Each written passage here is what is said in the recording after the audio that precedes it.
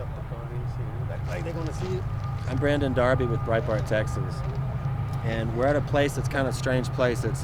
It's right where Mexico. So literally, he is sitting in Mexico. So this is the U.S. border with Mexico, and this place is where New Mexico meets Texas and meets Mexico itself, right in the middle of the body of water behind me. So this barrier right here, 1 foot from me, there's nothing in between us. There's no fence. There's nothing. This is the barrier between the United States and Mexico. On the other side, not far away, is the city of Juarez, which is, a disputed cartel area. And we're sitting with the man we're going to call Juan today. Juan is from Mexico. He's in Mexico right now, and he can't come into the United States.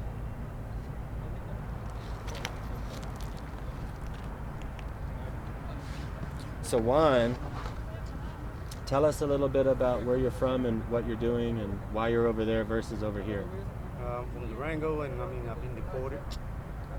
We're here like around 6 months Yeah, if you could speak up a little. or later. Yeah. I've been deported about 6 months ago, and actually I'm from Durango. I'm here in Juarez, which I don't even know Juarez a lot. So actually, maybe in a couple of more months I'll be over there in Texas again. You'll be in Texas. Yeah. And now, you're in the Juarez area. Are you concerned with your safety over there? Actually, yeah, because all the cartels and drugs that are going over here. Yeah, and you do framing, you had said earlier. Yeah. You do construction work. Yeah. Now, your family's from Durango. How far is that away from here? Actually, it's probably about 12 hours. Driving? Yeah. About a 12-hour drive? Okay. And then your English is really good. Okay, because I've been since I was 9 years old in Dallas. You came to Dallas? Yeah, I went to elementary, high school. In Texas? Yeah, in Texas. And then why did you go back to Mexico? Did you get deported? Yeah, I got deported. You got deported? Yeah. Okay. I've been deported like 7 times, so. You've been deported 7 times? Yeah. Okay. And what's that like? Tell us about it. Well, it ain't bad. It's bad when you get over here on this side. Being in jail, I ain't been in jail that long. Well, because since I don't have no felonies, nothing like that. All I do like a 30 day, probably like a month in jail. And then they do a month and then they bring you back and they drop you off? Right at the border. Where, in Laredo? Yeah, in Laredo, to Laredo. And that's a big bus that pulls up? Yeah. The bus pulls up and they drop you off and they walk you across the bridge. What happens once you get across the bridge? Well, you go to another process over here in Mexico. You go like to immigration, Mexican immigration. They take you pictures and they try to help you out, but actually, I think they set you up if you got some money.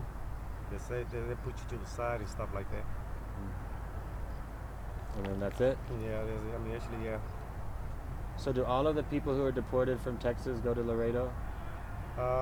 It all depends on where you're from, what part of Texas, because from Dallas, now what they're doing, they take you to Brownsville from Dallas.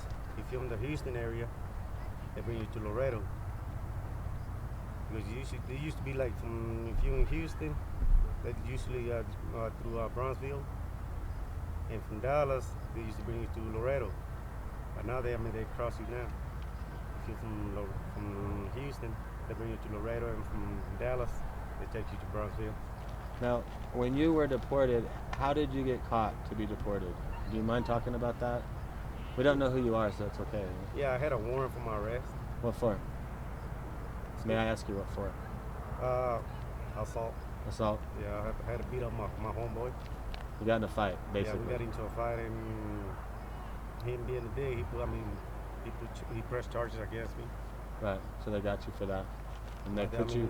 Actually, he didn't show up for court, so they didn't press charges on me. Yeah, but they still deported you. Yeah, I still got deported. Since I'm illegal, I got deported. Yeah.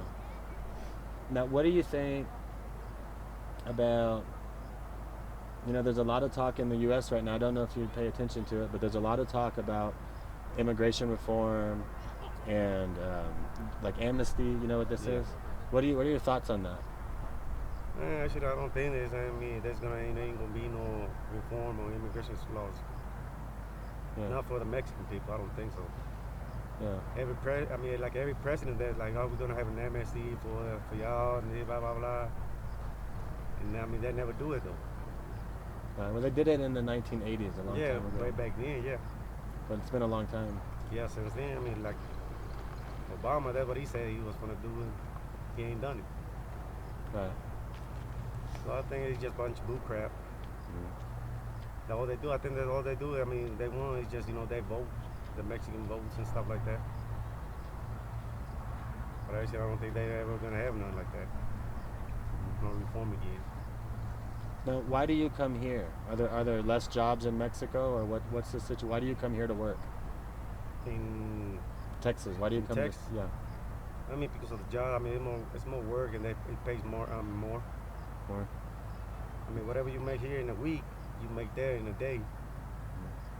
I mean, I do construction, and I get paid $14 an hour over here. Whatever I do here in a week, I get there in a day, or less than a day. Wow. And where's your family? They're in Durango? Nah, they're in Texas. They're in Texas? Yeah. Where in Texas, roughly? Dallas. Dallas? Yeah. Your mom and your dad? Yeah, I wasn't the only one. I mean, they took my papers. Yeah. I had my papers, so Yeah. when the law came in, '94, whoever had 2 misdemeanors, it was going to turn into a felony. Whoever had a residence card was going to get deported. That's what I mean. That's when they took my papers away. Right. Okay. So what do you do there? What are you doing here? Like catching crawfish, you said? Yeah, crawfish. There's good crawfish? Yeah. I mean, just for sport. I mean, just being at the house, being bored, doing nothing. So, Yeah. and my home was at half. Let's go to the river. To the river and shit. Yeah. Let's chill. Just chill for a while. What do you do when you're not doing this? Like, what's it like? Ain't no jobs over here. Just stay at the house. You got a family's house or a friend's house? Or? Actually, it's my girlfriend's family's. Yeah. So actually, I mean, like I'm over here by myself. So Yeah. And now, what's it like with crime and cartels over there? I mean, it's bad over here. How bad? Bad, like it's like a killing every. I mean, it was something like 2-3 a day. Are they just killing people who are doing drugs, or are they killing random people, or I mean, do innocent people get killed too? Yeah. And like you probably heard, like about 2 weeks ago, and cops one got killed, and one was at the hospital, and it was a little girl, a 14-year-old girl, who got shot too. Wow. She just got crossed. I mean, on the fire. So Got caught up in it. yeah. And what do you think most people, like you get to talk to people, what do most people over there, that good people, like what do they feel like about the violence, and are they? I mean, they're scared though. They're scared. Yeah. They're scared. It's just like me. I mean, shit. Cops pulls me over. Shit, I'm shaking. I'm like, oh hell, they're gonna pick me up, take me. I mean, because last time, shit, they picked me up and they took my money and they still took me to jail. For what? Because I was at the bar, I was drinking, and I was coming out the bar, and I was gonna go catch a taxi so I can take me home. They pulled me over about a block, less than a block, and they took my money. And I still went to jail. So there's a lot of corruption, public Yeah. corruption. Okay. That makes sense. Do you have anything you want to tell people in America about your situation, or what you feel is going on the border, or do you feel like people in Texas should be worried about the crime here and over there? What are your thoughts? I mean, it ain't the same on the other side than in Mexico side. I mean, it's worse over here than over there. I mean, we got a lot of corrupt cops, and in Texas, or New Mexico, it ain't nothing like over here in Mexico.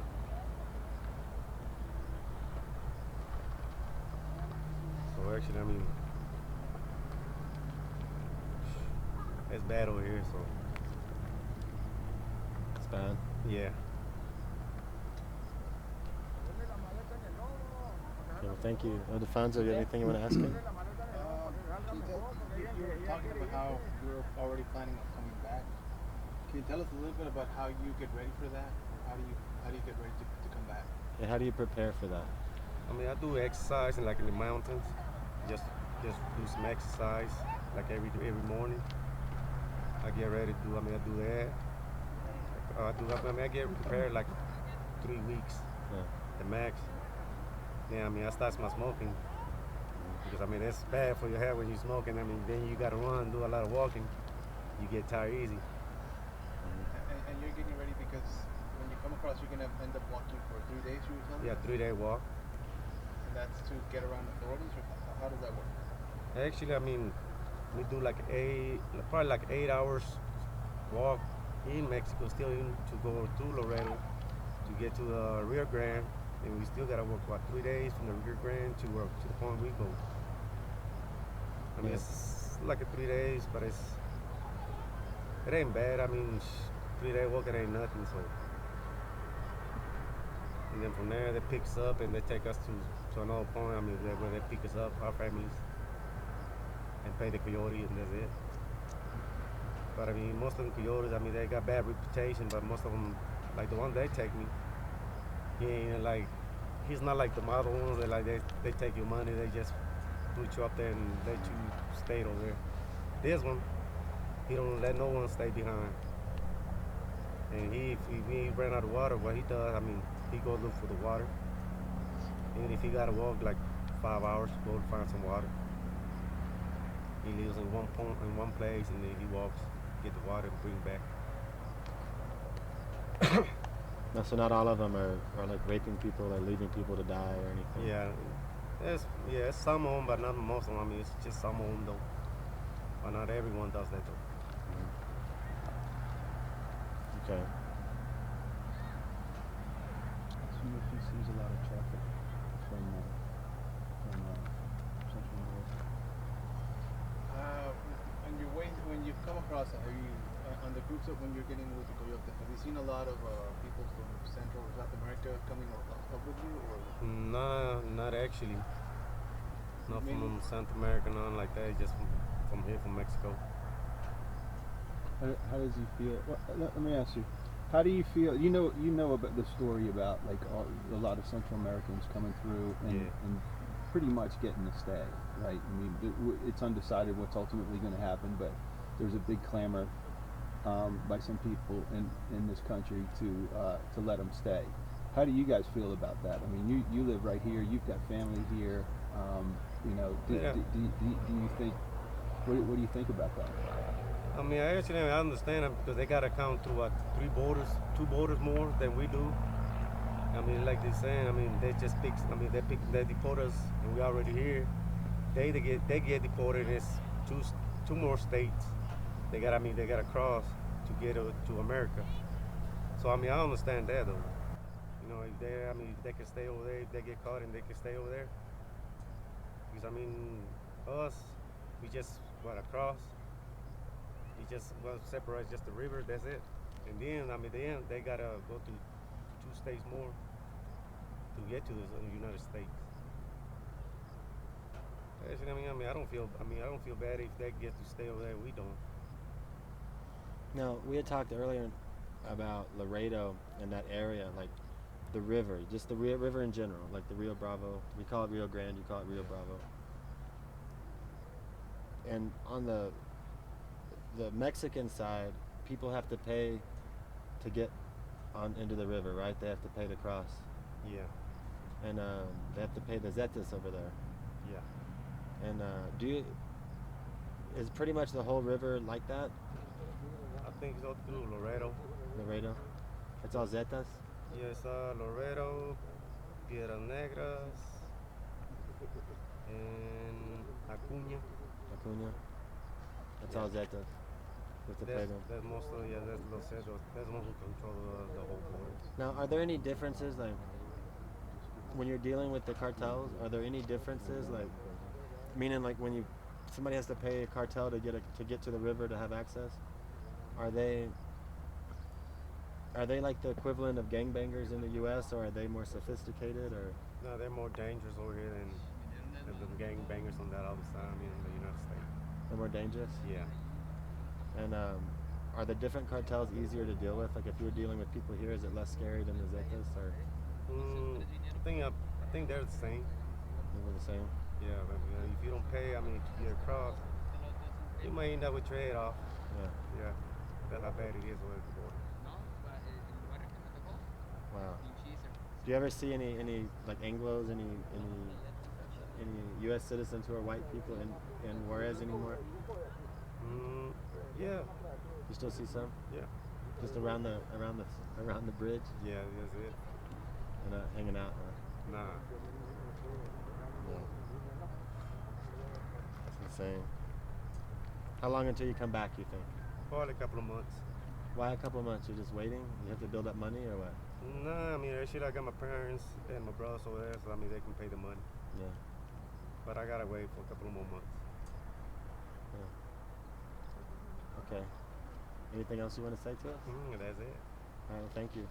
I appreciate it, man.